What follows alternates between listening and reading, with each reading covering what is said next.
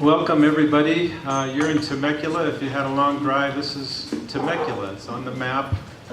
We have speakers from out of town and we're very happy to have them here.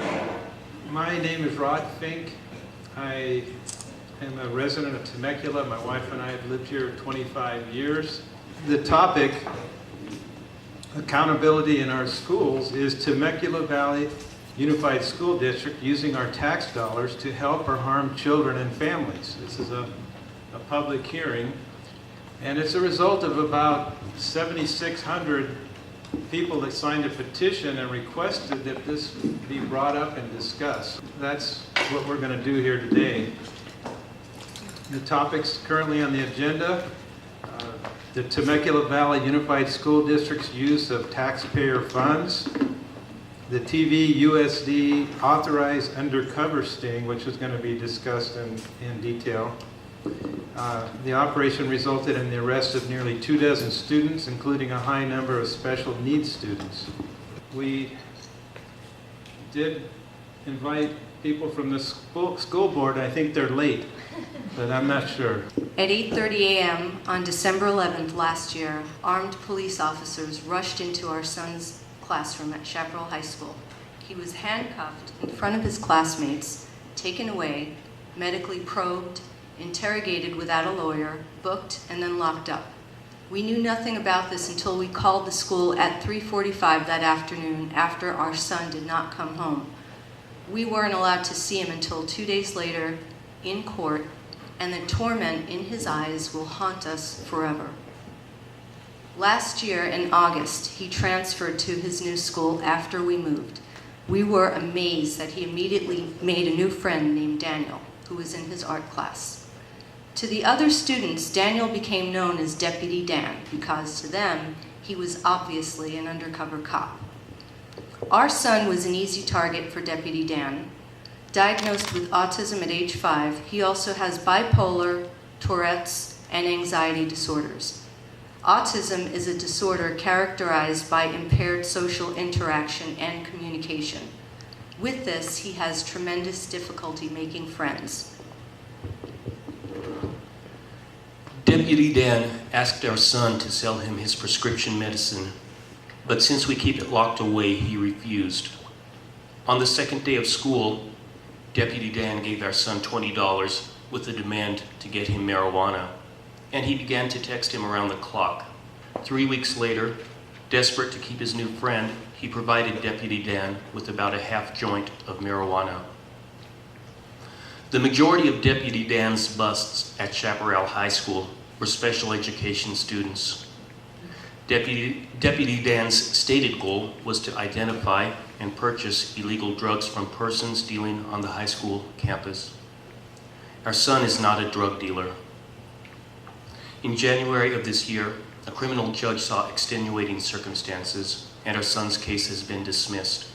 Still, the Temecula Valley Unified School District moved to permanently expel him. Only 3 people in the school district knew about the undercover operation while it was occurring, and they were invited to attend tonight. Those people are Robert Brown, who's a member of the board and was the board president at that time, Director of Child Welfare and Attendance Michael Hubbard, and Superintendent Timothy Ritter, who according to sworn testimony is the person who authorized this operation. We met with Michael Hubbard in his office where he was informing us of the expulsion process, and we told him that our son's civil rights had been violated. We asked him to do the right thing and simply allow our son to return to school, yet Michael Hubbard refused. We then took the school district to a due process hearing, and a judge ordered our son to be reinstated to his school. In a harshly worded decision, she wrote, quote, "Even though Hubbard knew student was a special needs student, he knew student was targeted in the undercover operation and that student was going to be arrested. District did nothing," end quote. Our son returned to school in March, although he was unable to graduate with his senior class. The district filed an appeal of the judge's ruling, and they are trying to expel him once again. This is confusing because our son is graduating in December, and the appeal process would not be complete until after our son has graduated. So even if their lawyers were to overturn this decision, it would be pointless because how can you expel a student that has already graduated? This expensive appeal is being funded by our tax dollars. A few months ago, on the day after an article appeared in the Press Enterprise newspaper, in which we first went public about this story, we received a voicemail from Senior Deputy District Attorney Blaine Hopp, the person who, according to published reports, was responsible for training the undercover officers for what was named Operation Glasshouse, the undercover sting operation that resulted in the arrests of 22 high school kids. The voicemail message left by Mr. Hopp was, in our opinion, very threatening and intimidating, and seemed to have the goal of trying to shut us up. Our son was not the only victim in this sting.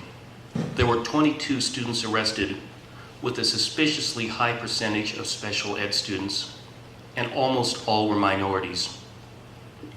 Operation Glasshouse caught the juvenile detention facility off guard as well, it seems. According to first-hand accounts, there were not enough beds and blankets available to serve the flood of students, and several of these children were forced to sleep on the floors with no blankets, using toilet paper for pillows. Almost every student arrested was represented by a public defender, and some of the students were kept in detention long after the December 11th arrest, spending their holidays away from their families, behind bars.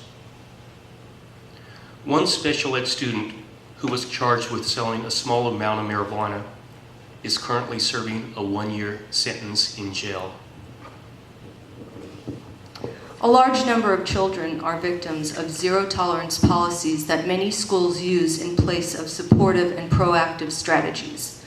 We strongly feel this is a cruel, one-size-fits-all discipline policy that destroys lives and allows school districts to ignore the civil rights of our children, and instead of protecting and educating them, it feeds the school-to-prison pipeline. There is no credible evidence that zero tolerance reduces violence or drug abuse by students, and in the wrong hands, any kid can be a target, even yours. Thank you. One more question. Hi, my name is Judy Wade, and I head the Marietta Valley Unified School District's Special Education Parent Advisory Committee. My question mainly is directed at you guys, but for the audience, I'd like to know how many other parents are here tonight of the children that were involved in the sting operation, special ed students. That's heartbreaking to me, and I applaud you guys for standing up. And it is sickening to me to see the lack of support from the Temecula Valley Unified School District. They say they want to work collaboratively, yet they're not here to work collaboratively. And the thousands of dollars that they're talking about spending on that, trying to overturn the OAH decision, is our taxpayers' money. I happen to also serve as the mayor of Temecula. I've been on the city council now going on about 15 years. And I just wanted to say a few things. First of all, I applaud all of you being here, but it runs a little deeper than that. I'm real troubled, I'm really grieved. I've been, I guess, in politics, which is just, it's not a hobby, it's just I got into it as a concerned parent, as a concerned citizen in the city, and I've attended many community forums, and I personally cannot imagine no one from the school district being here to address their constituents. Anytime you get citizens in a room and they want to talk about something, your public representatives need to be there. There is absolutely no excuse to opt out. In deference to the school board, I will tell you, if they're thinking this is all about the Snodgrass family, they're going to tell you there's pending litigation and they really can't talk about it. But that doesn't preclude them from coming in here and saying there's pending litigation and we really can't talk about it. Not showing up is not an option. And I really am grieved by that, and all board members will get an email from me when I get home later tonight telling them exactly how I feel. Thank you.